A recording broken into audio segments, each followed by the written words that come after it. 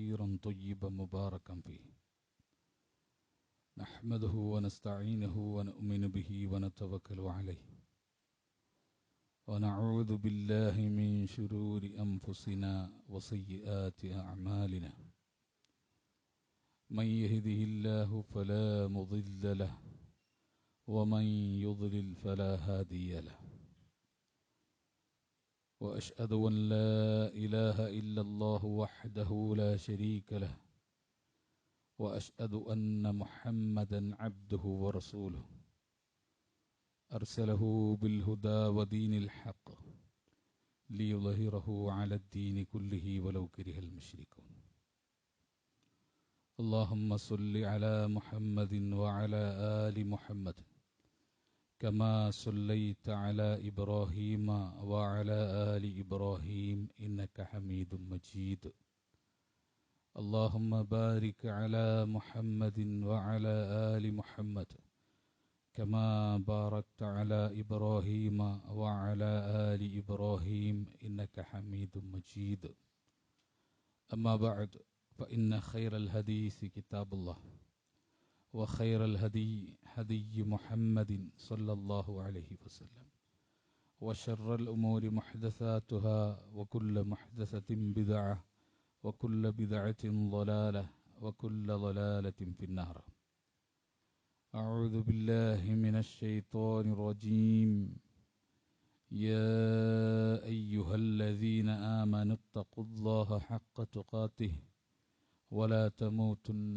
إلا وأنتم مسلمون يا أيها الناس اتقوا ربكم الذي خلقكم من نفس واحدة وخلق منها زوجها وبث منهما رجالا كثيرا ونساء واتقوا الله الذي تساءلون به والأرحام إن الله كان عليكم رقيبا يا أيها الذين آمنوا اتقوا الله وقولوا قولا سديدا يصلح لكم أعمالكم ويغفر لكم ذنوبكم ومن يطع الله ورسوله فقد فاز فوزا عظيما بسم الله الرحمن الرحيم المال والبنون زينة الحياة الدنيا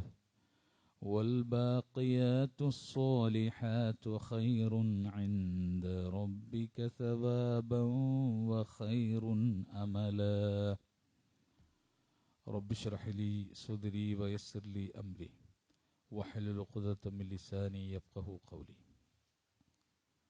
സ്നേഹം നിറഞ്ഞ സത്യവിശ്വാസികളെ വിശ്വാസികളെ അല്ലാഹു സുബ്ഹാനഹു വ തആലയെ സൂക്ഷിച്ചുകൊണ്ടും അവൻ്റെ വിധിവിലക്കുകൾ കഴിവിൻ്റെ പരമാവധി പാലിച്ചും ശ്രദ്ധിച്ചും സൂക്ഷിച്ചും ജീവിക്കുവാൻ പരിശ്രമിക്കണമെന്ന് അർഹതക്കനുസൃതമായി ഓർമ്മപ്പെടുത്തുകയാണ്, വസിയ്യത്ത് ചെയ്യുകയാണ്. ഏതാനും ഖുതുബകളിലായി നമ്മൾ തുടർച്ചയായി പറഞ്ഞുകൊണ്ടിരുന്നത് മരണപ്പെട്ടുപോയ നമ്മുടെ മാതാപിതാക്കൾ, സഹോദരങ്ങൾ, രക്തബന്ധുക്കൾ തുടങ്ങിയ ആളുകൾക്ക് വേണ്ടി ജീവിച്ചിരിക്കുന്ന അവരുടെ ബന്ധുവായ നമുക്ക് എന്തെല്ലാം കാര്യങ്ങൾ ചെയ്യാൻ അള്ളാഹുവിൻ്റെ ദീൻ അനുമതി നൽകിയിട്ടുണ്ട് എന്നതിനെപ്പറ്റിയാണ് നമ്മൾ സൂചിപ്പിച്ചത്. അത് പ്രത്യേകം പറയുന്നതിൻ്റെ കാരണം അള്ളാഹുവോ റസൂലോ പഠിപ്പിക്കാത്ത ധാരാളം അനുഷ്ഠാനങ്ങളാണ് മരണപ്പെട്ട ആളുകൾക്ക് വേണ്ടി ജീവിച്ചിരിക്കുന്ന വലിയകൾ അഥവാ ബന്ധുക്കൾ അവർക്ക് വേണ്ടി ചെയ്തുകൊണ്ടിരിക്കുന്നത്.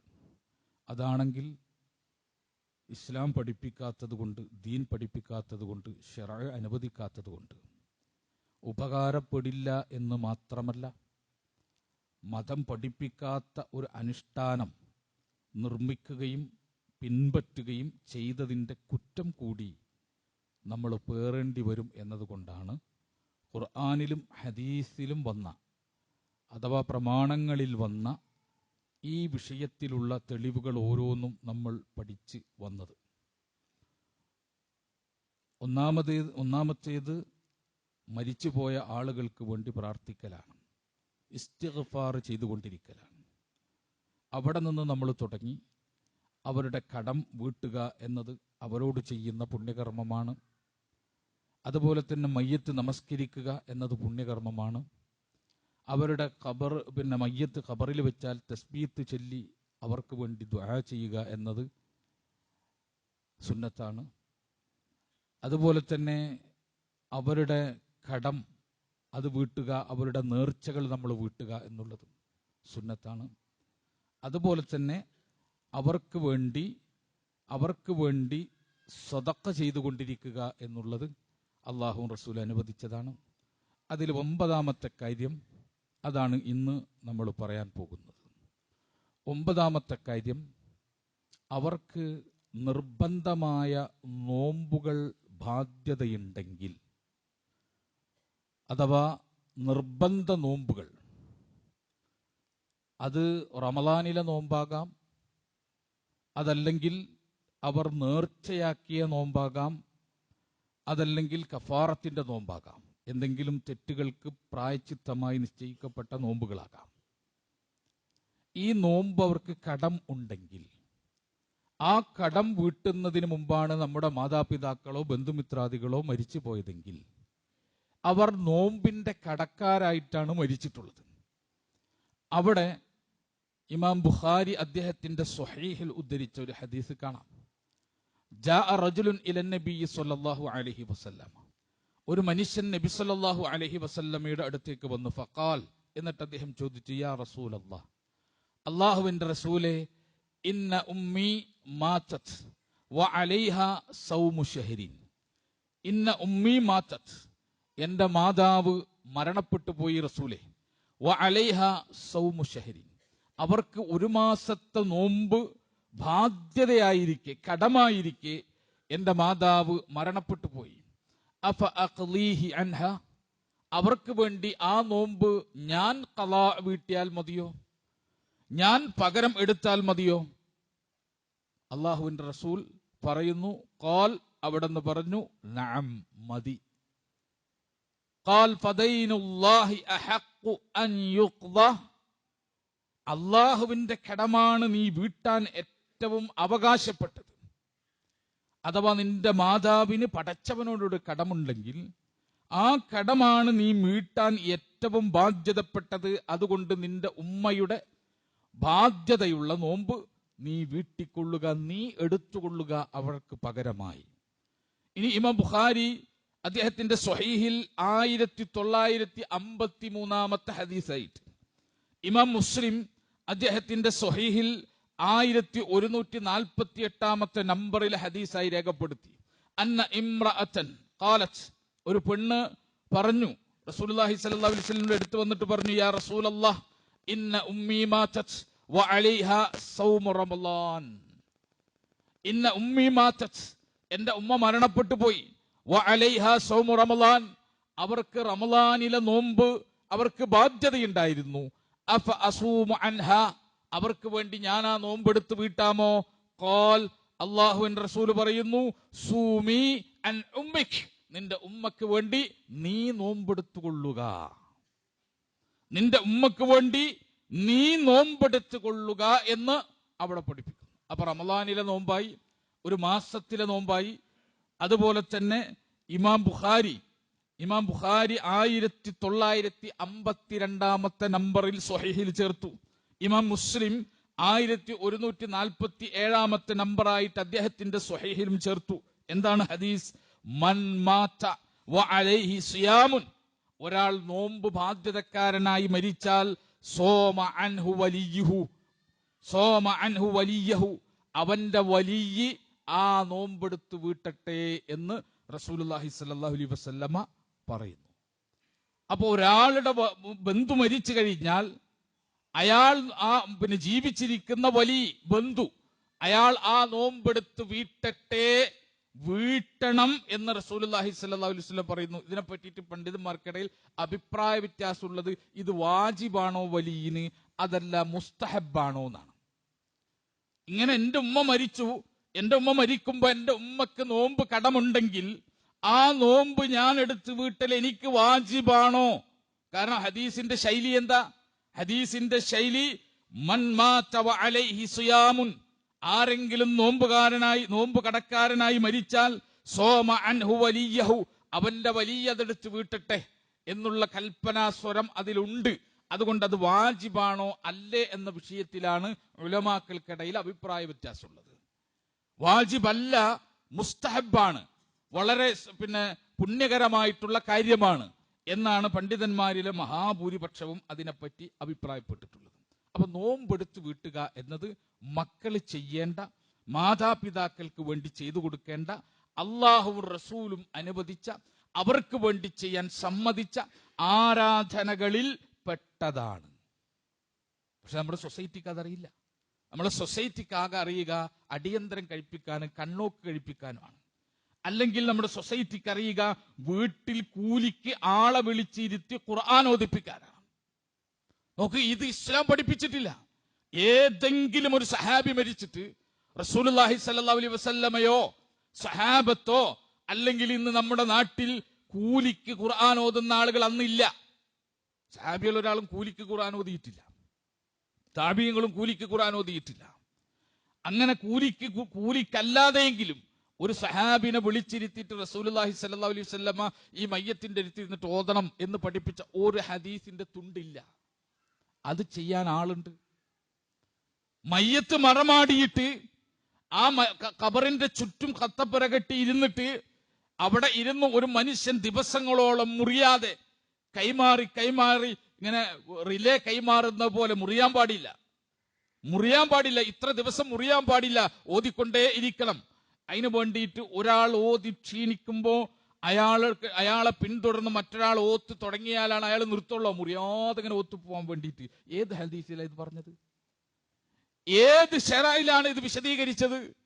ഏത് ഫളായിലിന്റെ ഗ്രന്ഥത്തിലാണ് ഇത് പറഞ്ഞത്? ഒരു സ്ഥലത്തും ഇത് സൂചിപ്പിച്ചിട്ടില്ല, സ്വഹീഹായ സനദിൽ ഇത് സൂചിപ്പിച്ചിട്ടില്ല. എന്നാൽ നോക്കൂ, ഇമാം ബുഖാരിയും മുസ്ലിമും അടക്കമുള്ള മുഹദ്ദിസുകൾ രേഖപ്പെടുത്തിയ ഹദീസ് ഗ്രന്ഥം. നോമ്പെടുത്ത് വീട്ടണം, ആളില്ല, ചെയ്യാൻ ആളില്ല. പ്രതിഫലം കിട്ടുന്ന അള്ളാഹു റസൂലും അനുവദിച്ച കാര്യം ചെയ്യാൻ വലിയന് താല്പര്യമില്ല, ബന്ധുവിന് താല്പര്യമില്ല, മക്കൾക്ക് താല്പര്യമില്ല. പക്ഷേ സകല ബിദ്അത്തും സുന്നത്തിന് വിരുദ്ധമായ കാര്യങ്ങളും മരണപ്പെട്ട ആളുകൾക്ക് വേണ്ടിയിട്ട് നിർവഹിച്ചു കൊണ്ടിരിക്കുക എന്നത് നമ്മുടെ നാട്ടിലൊരു പതിവായിട്ട് മാറിയിരിക്കാം. അപ്പൊ അതാണ് നമ്മൾ മനസ്സിലാക്കേണ്ട. ഖുർആനും സുന്നത്തും പഠിപ്പിക്കും. ഏത് അമൽ ചെയ്താലാണ് ആളുകൾക്ക് അവരുടെ ഖബറിലേക്ക് പ്രതിഫലം കിട്ടുക? ഖുർആനും സുന്നത്തും അങ്ങനെ ഒരു അമല് പഠിപ്പിച്ചിട്ടില്ലെങ്കിൽ ആ അമല് കൊണ്ട് അയാൾക്ക് പ്രയോജനമില്ല. കാരണം അള്ളാഹുവോ റസൂലോ മൂടി വെക്കുന്നവരല്ല, ഒളിപ്പിച്ചു വെക്കുന്നവരല്ല. അള്ളാഹുവും റസൂലും സത്യം പറയുന്നവരാണ്. അവരിൽ നിന്നാണ് സത്യമുണ്ടാവുക. അവരാണ് സത്യത്തെ ജനങ്ങൾക്ക് പരിചയപ്പെടുത്തുക. അവർ ഒരു കാര്യം പറഞ്ഞിട്ടില്ലെങ്കിൽ അതിൽ നന്മയില്ല എന്ന് നമ്മൾ മനസ്സിലാക്കുക. അവർ പഠിപ്പിച്ചതിൽ മാത്രമാണ് നന്മയുള്ളത് എന്ന് നമ്മൾ തിരിച്ചറിയുക. ഇനി ഒരാള് നോമ്പെടുക്കാൻ പറ്റാത്തത്ര ആരോഗ്യസ്ഥിതിയില്ലാത്ത മകനാണെങ്കിലോ അല്ലെങ്കിൽ ബന്ധുവാണെങ്കിലോ, എൻ്റെ ഉമ്മന്റെ നോമ്പെടുക്കാൻ എൻ്റെ രോഗം കൊണ്ട് എനിക്ക് കഴിയില്ല, അപ്പൊ എന്ത് ചെയ്യാം? അപ്പൊ പണ്ഡിതന്മാർ പറഞ്ഞു, ഈ ഹദീസുകളെ വ്യാഖ്യാനിച്ചു കൊണ്ടിട്ട് ഉലമാക്കൾ പറഞ്ഞു എന്ത് ചെയ്യാം? അവർക്ക് വേണ്ടി നഷ്ടപരിഹാരം എന്ന നിലക്ക് ഫിദിയ കൊടുക്കാം. അഭിപ്രായ വ്യത്യാസമുള്ള വിഷയമാണ്. പക്ഷേ മഹാഭൂരിപക്ഷം പണ്ഡിതന്മാരും സഹാബികളും ഒക്കെ ഈ അഭിപ്രായം ഉള്ളവരാണ്. ഈ അഭിപ്രായത്തെ പറ്റി പറയുന്നു,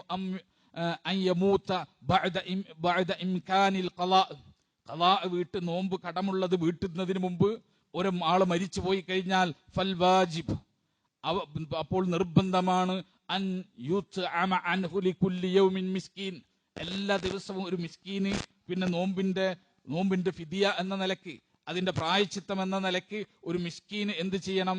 ഭക്ഷണം കൊടുക്കണം. വഹാദാ ഖൗലു അക്സരി അഹ്ലിൽ ഇൽമ്, ഇത് അഹ്ലുൽ ഇൽമിൽ അഥവാ പണ്ഡിതന്മാർക്കിടയിൽ ഭൂരിപക്ഷാഭിപ്രായം ഇതാണ്. റുവിയ ദാലിക അൻ ആയിഷ വ ഇബ്നു അബ്ബാസ് റളിയല്ലാഹു അൻഹു. ഇബ്നു അബ്ബാസ് റളിയല്ലാഹു അൻഹുവിൽ നിന്നും ആയിഷയിൽ നിന്നും ഇങ്ങനെ ഒരു അഭിപ്രായം ഉദ്ധരിക്കപ്പെട്ടിട്ടുണ്ട്.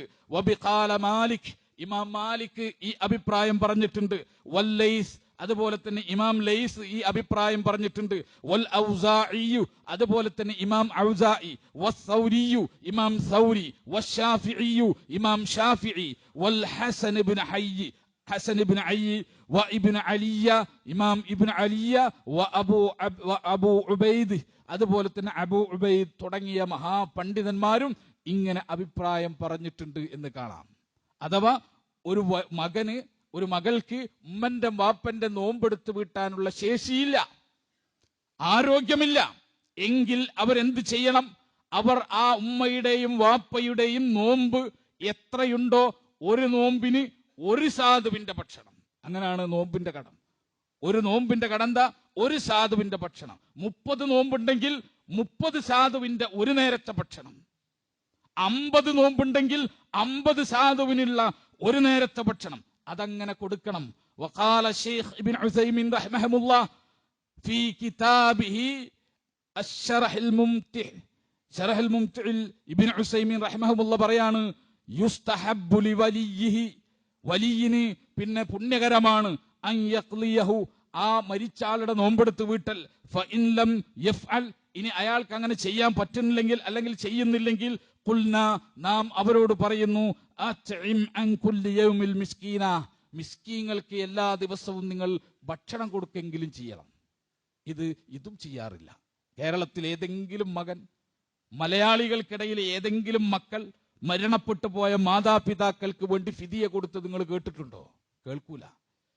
മരണപ്പെട്ടു പോയ മാതാപിതാക്കൾക്ക് ഫിദിയ കൊടുക്കുന്നത് ആയിഷാ ബീവി പറഞ്ഞു, അതുപോലെ തന്നെ ഇബ്നു അബ്ബാസ് റളിയല്ലാഹു അൻഹു പറഞ്ഞു, മദ്ഹബിന്റെ ഇമാമിയങ്ങൾ പറഞ്ഞു. കേരളത്തിലെ ഏറ്റവും കൂടുതൽ മദ്ഹബിന്റെ അനുയായികൾ ഇമാം ഷാഫിഈ റഹിമഹുല്ലാഹ്ക്കാണ്. ഷാഫിഈ മദ്ഹബും പറഞ്ഞു. എന്നിട്ട് നിങ്ങൾ കേരളത്തിൽ കണ്ടിട്ടുണ്ടോ? കണ്ടിട്ടില്ല.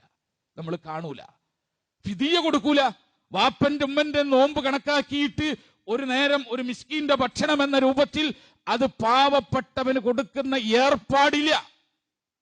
അത് ഭക്ഷണമായി തന്നെ കൊടുക്കണം കേട്ടോ. അതുകൂടി നമ്മൾ മനസ്സിലാക്കണം. പൈസ കൊടുത്താൽ പോരാ. പൈസ കൊണ്ടൊരു പാവപ്പെട്ടവന് കൊടുത്തിട്ട് നീ ഭക്ഷണം വാങ്ങി കഴിച്ചോ എന്ന് പറഞ്ഞാൽ പോരാ. ഭക്ഷണമായിട്ട് കൊടുക്കണം, ഭക്ഷണ സാധനമായിട്ട് കൊടുക്കണം.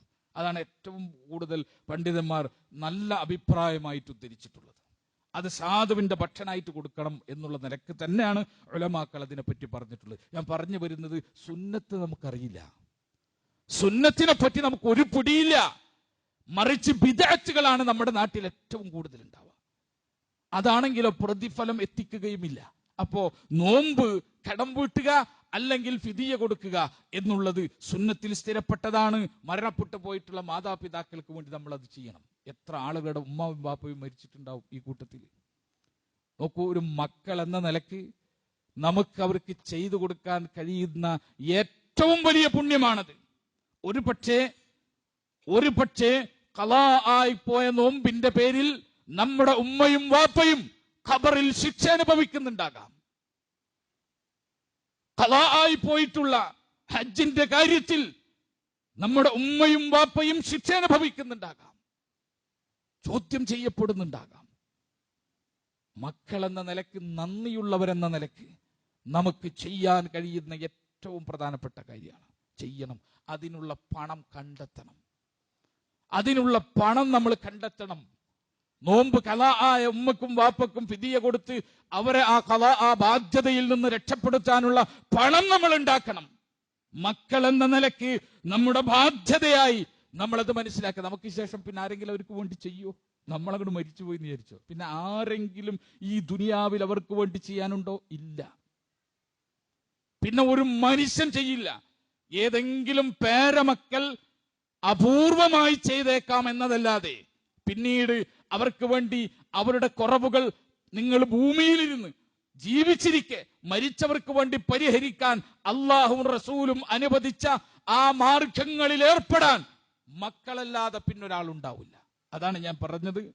നമ്മളത് ചെയ്തില്ലെങ്കിൽ ഏറ്റവും വലിയ നന്ദികേടാണ്. ഖബറിൽ കിടക്കുന്ന മനുഷ്യൻ അയാൾ ആഗ്രഹിച്ചു കൊണ്ടിരിക്കും, ഇത് ആരെങ്കിലും ഒന്ന് പരിഹരിച്ചിരുന്നെങ്കിൽ. അള്ളാഹു ചോദിച്ചാൽ ആ ചോദ്യം ചെയ്യലിൽ അവർ വീർപ്പ് മുട്ടിപ്പോകും. അപ്പോഴാണ് നമ്മൾ ഇത് തീർക്കുന്നത്, നമ്മളതിന്റെ കടമ ഏറ്റെടുക്കുന്നത്, നമ്മളത് അള്ളാഹും റസൂലും പറഞ്ഞ രൂപത്തിൽ പരിഹരിക്കുന്നത് എങ്കിൽ അവർക്കൊരാശ്വാസമാണ്.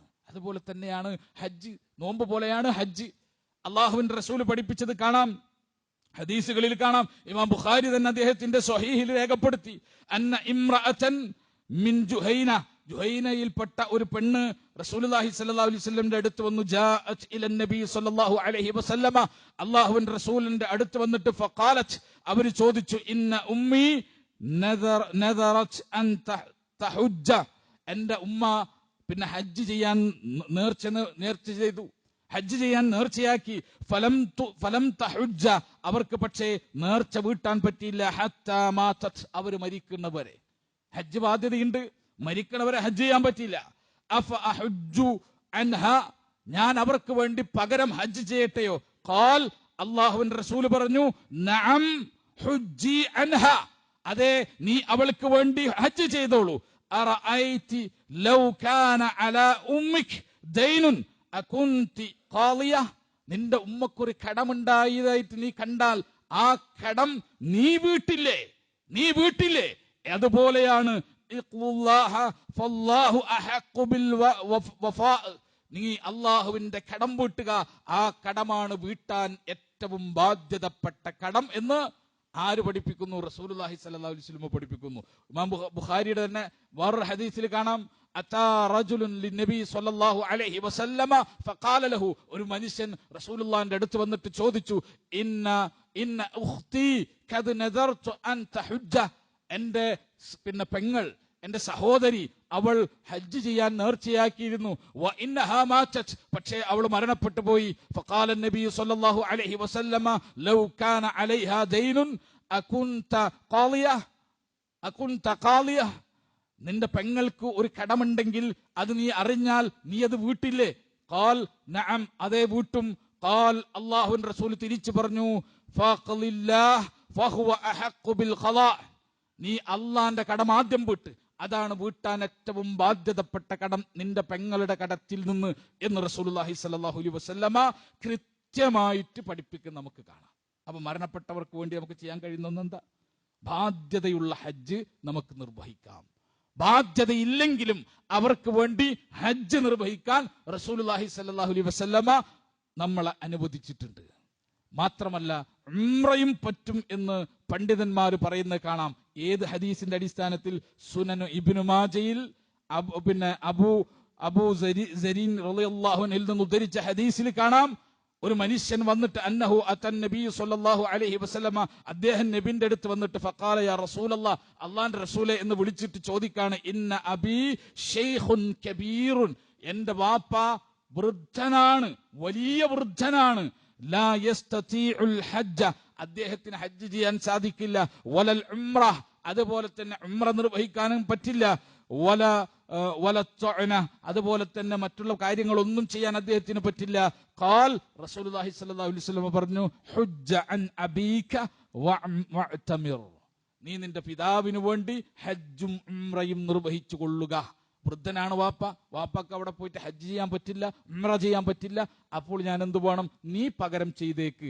വലിയന് മക്കൾക്ക് പകരം ചെയ്യാൻ പറ്റുന്ന കാര്യം അത് അവരുടെ മരണശേഷവും പകരം ചെയ്യാൻ അനുവദിക്കപ്പെട്ടിട്ടുണ്ട് എന്ന നിലയ്ക്ക് പണ്ഡിതന്മാർ ഉംറയും മരണപ്പെട്ടു പോയിട്ടുള്ള മാതാപിതാക്കൾക്ക് വേണ്ടി ചെയ്യാം എന്ന് രേഖപ്പെടുത്തുന്നു. ഇതാണ് 10ാമത്തെ കാര്യം. അവിടെയും എന്തില്ല? അടിയന്തരം കഴിക്കലില്ല, അവിടെയും കണ്ണോക്കില്ല, അവിടെയും ആണ്ട് കഴിക്കലില്ല. ഈ ആണ്ട് കഴിക്കുന്ന പണം ഒന്ന് കൂട്ടിവെച്ചിരുന്നെങ്കിൽ അവർക്ക് വേണ്ടി ഒരു ഉംറ ചെയ്യായിരുന്നു. ഈ അടിയന്തരം കഴിക്കുന്ന പണം ഉണ്ടായിരുന്നെങ്കിൽ ആ പണം ഉപയോഗിച്ചിട്ട് അവർക്ക് നോമ്പിന്റെ ഫിദിയ കൊടുക്കായിരുന്നു. പക്ഷേ ശൈത്താൻ അറിയാം, നേരെ ചൊവ്വ ഹദീസ് നോക്കിയിട്ട്, ആയത്ത് നോക്കിയിട്ട് മനുഷ്യന്മാര് പ്രവർത്തിച്ചാൽ, അമല് ചെയ്താൽ അതിന്റെ പ്രതിഫലം ആർക്കെത്തും? മരണപ്പെട്ടു പോയിട്ടുള്ള മാതാപിതാക്കൾക്കും ബന്ധുമിത്രാദികൾക്കും ഖബറിലേക്കെത്തും. അത് എത്താൻ പാടില്ല. നബനോടൊന്നും ചെയ്യരുതെന്ന് പറഞ്ഞാലോ അവന് ചെയ്യാതിരിക്കയില്ല. കാരണം മനുഷ്യന്റെ ഒരു വൈകാരികമായിട്ടുള്ള ബന്ധമുണ്ട്. മരണപ്പെട്ടു പോയവർക്ക് വേണ്ടി എന്തെങ്കിലും ചെയ്യണമെന്ന ആഗ്രഹം അവനുണ്ടാവും. ആ ആഗ്രഹം അതിനെ നിശബ്ദമാക്കാൻ കഴിയില്ല. അപ്പൊ ശൈത്താൻ പകരം എന്ത് കൊടുത്തു? ശൈത്താൻ ഇല്ലാത്ത ബിദ്അത്തുകൾ അവനെ കൊണ്ട് ചെയ്യിച്ചു. നാട്ടിൽ നിങ്ങൾ നോക്കൂ, അതാണ് വ്യാപകം, അതാണ് സാർവത്രികം, അതാണ് വലിയ പുണ്യകർമ്മം എന്ന് ആളുകൾ വിചാരിക്കുന്നു. അള്ളാഹു റസൂലും പഠിപ്പിച്ച പുണ്യകർമ്മങ്ങൾ അവർ മാറ്റിവെക്കുന്നു. അതുകൊണ്ട് വിശ്വാസികളെ, നമ്മൾ ഇവിടെ പറഞ്ഞ 11 കാര്യങ്ങൾ, ആ 11 കാര്യങ്ങളാണ് സുന്നത്തിൽ സ്ഥിരപ്പെട്ടത്. 3-4 ഖുതുബകളിലായി നമ്മൾ സൂചിപ്പിച്ചത് ഇതാണ് സുന്നത്തിൽ സ്ഥിരപ്പെട്ടത്. ഇതിന്റെ അപ്പുറത്തേക്ക് സുന്നത്തിൽ സ്ഥിരപ്പെട്ടതൊന്നും നമുക്ക് കാണാൻ സാധ്യമല്ല. അതുകൊണ്ടാണ് അത് തന്നെ തെരഞ്ഞെടുത്ത് അത് തന്നെ നിങ്ങളുടെ ശ്രദ്ധയിൽ വരണമെന്ന നിലയ്ക്ക് നമ്മൾ ഇത് തുടർച്ചയായിട്ട് പറഞ്ഞുകൊണ്ടിരുന്നത് കൊണ്ടാണ്. അതുകൊണ്ട് ഈ കർമ്മങ്ങളിൽ നിന്ന്, സുന്നത്തിൽ സ്ഥിരപ്പെട്ട ഈ കർമ്മങ്ങളിൽ നിന്ന് മരണപ്പെട്ടു പോയിട്ടുള്ള മാതാപിതാക്കൾക്ക് വേണ്ടി നിങ്ങൾ കർമ്മങ്ങൾ അനുഷ്ഠിച്ചു കൊള്ളുക. അള്ളാഹു അനുവദിച്ചതാണ്, റസൂലുള്ള അനുവദിച്ചതാണ്, സ്വഹീഹായ സനദുകളിലൂടെ നിവേദനം ചെയ്യപ്പെട്ടതാണ്. ദുർബലമായ സനദുകളില്ലാത്ത മാത്രം നമ്മൾ അത് മാത്രം പരിഗണിച്ചിട്ടാണ് നമ്മൾ ഈ കാര്യങ്ങൾ സൂചിപ്പിച്ചത്. ചെറിയ ഒരു ദുർബലതയുള്ളത് പോലും മാറ്റിവെച്ചിട്ടാണ് കൃത്യമായി സ്വഹീഹായ സനദിന്റെ അടിസ്ഥാനത്തിൽ ഏതൊക്കെയാണ് റസൂലുള്ളാഹിയിൽ നിന്ന് നിവേദനം ചെയ്യപ്പെട്ടത് അത് മാത്രമാണ് ഈ 3-4 ഖുതുബകളിൽ നിങ്ങൾക്ക് വേണ്ടി നിങ്ങളുടെ ശ്രദ്ധയിലേക്ക് കൊണ്ടുവന്നത്. അല്ലാഹു സുബ്ഹാനഹു വ തആല അത് വെച്ച് അല്ലാഹും റസൂലും പഠിപ്പിച്ചത് പ്രകാരം, ആ മുറപ്രകാരം ശറഅ അനുവദിച്ച രീതിയിൽ അമലുകൾ അനുഷ്ഠിക്കാനുള്ള സൗഭാഗ്യം നമുക്കെല്ലാം നൽകി അനുഗ്രഹിക്കുമാറാകട്ടെ.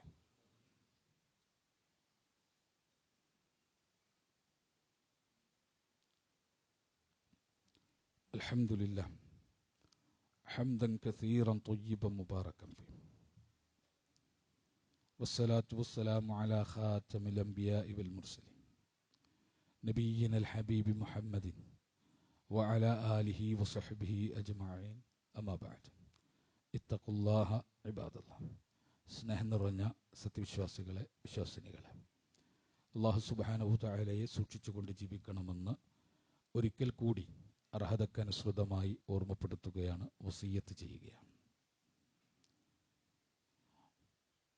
അൻ അബ്ദുല്ലാഹി ബിൻ ഉമർ റളിയല്ലാഹു അൻഹുമാ സമിഅതു റസൂലുള്ളാഹി സ്വല്ലല്ലാഹു അലൈഹി വസല്ലം യഖൂൽ. അള്ളാഹുവിൻ്റെ റസൂൽ പറയുന്നതായിട്ട് അബ്ദുല്ലാഹി ബിൻ ഉമർ റളിയല്ലാഹു അൻഹുമാ, ഉമർ റളിയല്ലാഹുവിൻ്റെ മകൻ അബ്ദുള്ള പറയാണ്, അദ്ദേഹം കേട്ടു, റസൂലുള്ള പറയുന്നത് അദ്ദേഹം കേട്ടു. ഇന്ന അബറുൽ ബിർ, ഏറ്റവും വലിയ പുണ്യം, മരണപ്പെട്ട മാതാവിനും പിതാവിനും ബന്ധുമിത്രാദികൾക്കും ഒരു മനുഷ്യന്, ജീവിച്ചിരിക്കുന്ന മനുഷ്യന് അവർക്ക് വേണ്ടി ചെയ്യാൻ കഴിയുന്ന ഏറ്റവും വലിയ ബിർറ്, പുണ്യം, സിലത്തുൽ വാലിദി അഹ്ല വുദ്ദി അബീഹി, അവന്റെ പിതാവിൻ്റെ അഹ്ലുകാരുമായി അവൻ ബന്ധം ചേർത്തുകൊണ്ടിരിക്കുക എന്നുള്ളതാണ്. ഉമ്മയാണെങ്കിലും വാപ്പയാണെങ്കിലും.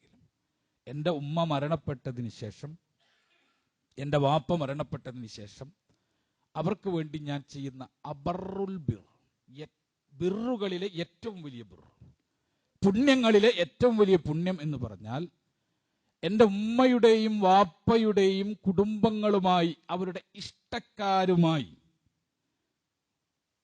ഇഷ്ടക്കാരുമായി ഞാൻ എന്ത് ചെയ്യുക?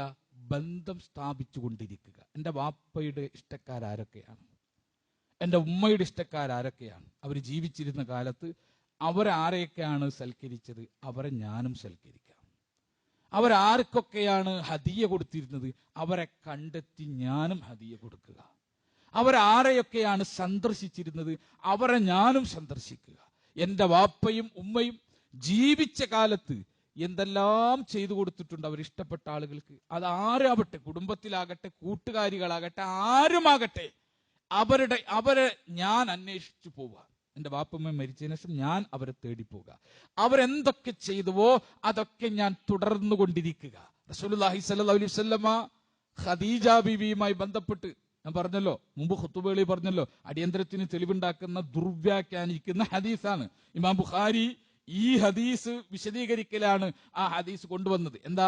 റസൂലുള്ളാഹി സ്വല്ലല്ലാഹു അലൈഹി വസല്ലമ വീട്ടിൽ ആടിനെ അറുത്തു കഴിഞ്ഞാൽ അല്ലെങ്കിൽ എന്തെങ്കിലും അറവ് നടത്തി കഴിഞ്ഞാൽ മാംസം വിതരണം ചെയ്യുന്ന കൂട്ടത്തിൽ ഖദീജ ബീവിയുടെ കൂട്ടുകാരികൾക്ക് കൊടുത്തയക്കുമായിരുന്നു.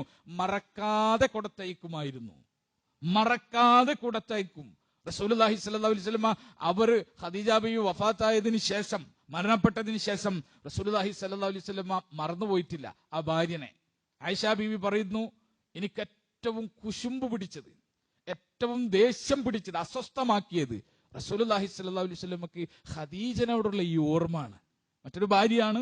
സ്വാഭാവികമായിട്ടും പഴയ ഭാര്യ, മരണപ്പെട്ടു പോയ ഭാര്യയെ ഓർക്കുന്നത് കാണുമ്പോൾ എങ്ങനെ മനസ്സിൽ എനിക്ക് അസ്വസ്ഥത ഉണ്ടാവും. റസൂലുള്ളാഹിനെ ഒന്ന് ചൊടിപ്പിക്കാൻ വേണ്ടിയിട്ട് ഞാൻ പറയും, അള്ളാന്റെ റസൂലെ, മൂണ ചുവന്നു പോയ ആ ഖുറൈശി കിളവിയാണല്ലോ ഇപ്പോൾ നിങ്ങൾ ആലോചിച്ചുകൊണ്ടിരിക്കുന്നത് എന്ന് ഞാൻ ചോദിക്കും. ആ സമയത്ത് റസൂലുള്ള പറയും, ആയിഷ, ഖദീജയുടെ നന്മ നിനക്കറിയില്ല. ധാരാളം നന്മയുള്ളവളായിരുന്നു ഖദീജ. റസൂലുള്ളാഹി സ്വല്ലല്ലാഹു അലൈഹി വസല്ലം ഓർക്കാണ് ഖദീജ ബീവിനെ.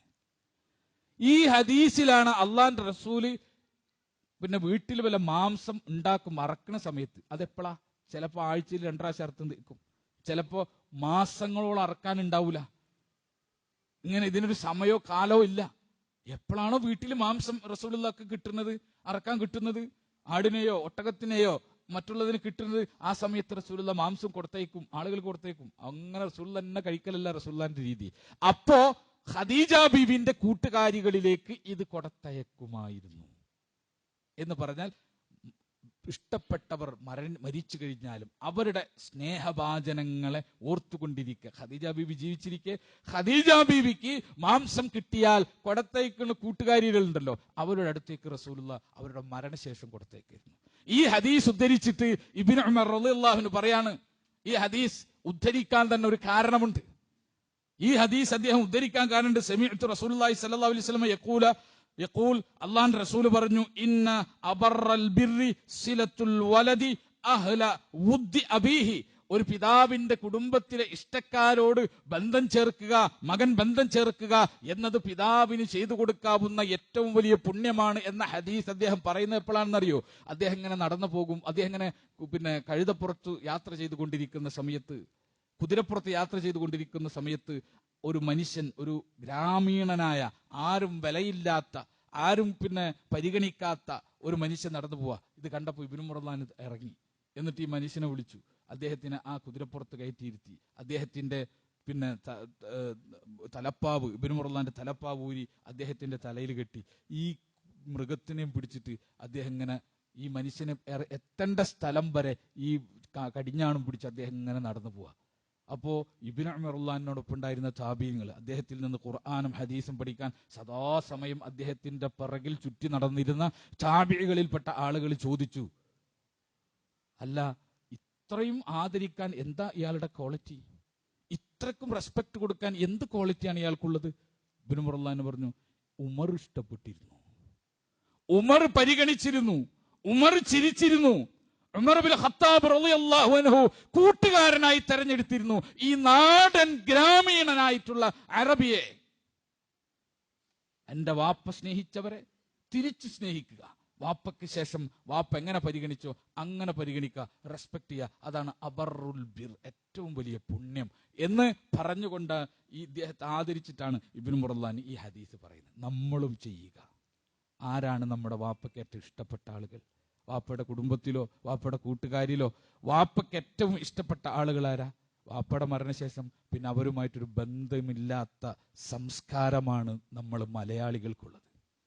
ഉമ്മന്റെ ബന്ധുക്കൾ, ഉമ്മ ഉള്ളപ്പോ അവര് വരും, ഉമ്മ സന്ദർശിക്കും, ഇങ്ങനെ ഈ ഒരു ബന്ധം. ഉമ്മ പോയതിനു ശേഷം ഉമ്മന്റെ ബന്ധുക്കളില്ല. ഏറ്റവും വലിയ മോശമാണ് ഒരു മുഅ്മിനായ മനുഷ്യൻ ചെയ്യുന്നത്. ആ ബന്ധങ്ങൾ നിലനിർത്തുക. അബറുൽ ബിർ, ഏറ്റവും പുണ്യം, വലിയ പുണ്യം, ബിറുകളിലെ ബിറ് എന്ന റസൂലുള്ളാഹി സ്വല്ലല്ലാഹു അലൈഹി വസല്ലം അതിനെ പരിചയപ്പെടുത്തിയത്. ഇത് നമ്മൾ അവർക്ക് വേണ്ടി ചെയ്യാവുന്ന പുണ്യമായിട്ട് അള്ളാഹുവിന്റെ റസൂൽ പരിചയപ്പെടുത്തിയിരിക്കുന്നു. അതുകൊണ്ട് വിശ്വാസികളെ, ശരിയായ സുന്നത്തിലുള്ള, ഹദീസിലുള്ള, പ്രമാണങ്ങളിലുള്ള അമലുകൾ ചെയ്തുകൊണ്ട് നമ്മൾ അള്ളാഹുവിലേക്ക് അടുക്കുക. ബിദ്അത്തുകളായിട്ടുള്ള പ്രമാണങ്ങളില്ലാത്ത ദുർബല ഹദീസുകളിൽ വന്നിട്ടുള്ള കാര്യങ്ങളിൽ നിന്ന് നമ്മൾ മാറി നിൽക്കുക. അല്ലാഹു സുബ്ഹാനഹു തആല അനുഗ്രഹിക്കുമാറാകട്ടെ. റബ്ബ് സുബ്ഹാനഹു തആല നമ്മിൽ നിന്ന് എല്ലാ അമലു സ്വാലിഹാത്തുകളും സ്വീകരിക്കുമാറാകട്ടെ. അതിൻ്റെ കുറവുകളും കുറ്റങ്ങളും എല്ലാം പുറത്തുകൊണ്ട് റബ്ബ് സ്വീകരിക്കുമാറാകട്ടെ. റബ്ബ് സുബ്ഹാനഹു തആല അവന് വേണ്ടി നമ്മൾ അനുഷ്ഠിക്കുന്ന എല്ലാ അമലു സ്വാലിഹാത്തുകളും അവൻ്റെ ശറഅ അനുസരിച്ച് അനുഷ്ഠിക്കാനുള്ള ഇൽമും തൗഫീഖും നമുക്ക് നൽകി അനുഗ്രഹിക്കുമാറാകട്ടെ.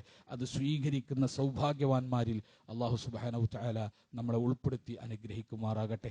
അറിഞ്ഞും അറിയാതെയും രഹസ്യമായും പരസ്യമായും നമ്മുടെ ജീവിതത്തിൽ സംഭവിച്ചു പോയ എല്ലാ തെറ്റുകളും കുറ്റങ്ങളും പാപങ്ങളും ഒന്നൊഴിയാതെ റബ്ബ് സുബ്ഹാനഹു തആല നമുക്ക് പുറത്തു മാപ്പാക്കി തരുമാറാകട്ടെ. അവൻ്റെ ജന്നാത്തുൽ ഫിർദൗസിൽ കുടുംബത്തോടു കൂടി പ്രവേശിക്കുന്ന സൗഭാഗ്യവാന്മാരിൽ അള്ളാഹു നാം ഏവരെയും ഉൾപ്പെടുത്തി അനുഗ്രഹിക്കുമാറാകട്ടെ. അള്ളാഹു സുബ്ഹാനഹു തആല തൃപ്തിപ്പെട്ട ദാസന്മാരുടെ കൂട്ടത്തിൽ ജീവിച്ച് അവൻ തൃപ്തിപ്പെട്ട ദാസന്മാരുടെ കൂട്ടത്തിൽ മരിച്ച് അവൻ തൃപ്തിപ്പെട്ട ദാസന്മാരുടെ കൂട്ടത്തിൽ ഉയർത്തെഴുന്നേൽക്കാനുള്ള സൗഭാഗ്യം നമുക്ക് നൽകി അള്ളാഹു അനുഗ്രഹിക്കുമാറാകട്ടെ. നമ്മുടെ ഈ കൂടിയിരിക്കലുകൾ ഈ അള്ളാഹുവിൻ്റെ മാർഗത്തിൽ ദിക്ർ കൊണ്ട് ഈ കൂടിയിരിക്കലുകളുടെ പേരിൽ അള്ളാഹു നമ്മുടെ എല്ലാ പാപങ്ങളും പുറത്തു തരുമാറാകട്ടെ.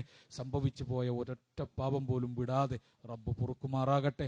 ചെയ്ത അനുഷ്ഠിച്ച എല്ലാ സൽക്കർമ്മങ്ങളും ഒന്നുപോലും വിട്ടുപോകാതെ റബ്ബ് സ്വീകരിക്കുമാറാകട്ടെ. അള്ളാഹു തള്ളിക്കളയണമെങ്കിൽ തള്ളിക്കളയാവുന്ന ന്യൂനതകൾ നമ്മുടെ എല്ലാ അമലു സ്വാലിഹാത്തുകളിലുമുണ്ട്. റബ്ബ് അത് പുറത്തു മാപ്പാക്കി തരുമാറാകട്ടെ. അവൻ സ്വീകരിക്കുമാറാകട്ടെ. റബ്ബ് സുബ്ഹാനഹു തആല അനുഗ്രഹിച്ച ദാസന്മാരുടെ കൂട്ടത്തിൽ മരിക്കാനുള്ള തൗഫീഖ് അള്ളാഹു നമുക്കെല്ലാം നൽകി അനുഗ്രഹിക്കുമാറാകട്ടെ. അല്ലാഹുമ്മ ഗ്ഫിർ ലിൽ മുഅ്മിനീന വൽ മുഅ്മിനാത്ത് വൽ മുസ്ലിമീന വൽ മുസ്ലിമാത്ത് الأحياء منهم والأموات إنك مجيب الدعوات يا قاضي الحاجات ربنا لا تزغ قلوبنا بعد إذ هديتنا وهب لنا من لدنك رحمة إنك أنت الوهاب ربنا آتنا في الدنيا حسنة وفي الآخرة حسنة وقنا عذاب النار ربنا تقبل منا إنك أنت السميع العليم وتب علينا إنك أنت التواب الرحيم آمين آمين آمين برحمتك يا أرحم الراحمين وآخر دعوانا الحمد لله رب العالمين والصلاة والسلام على خاتم الأنبياء والمرسلين.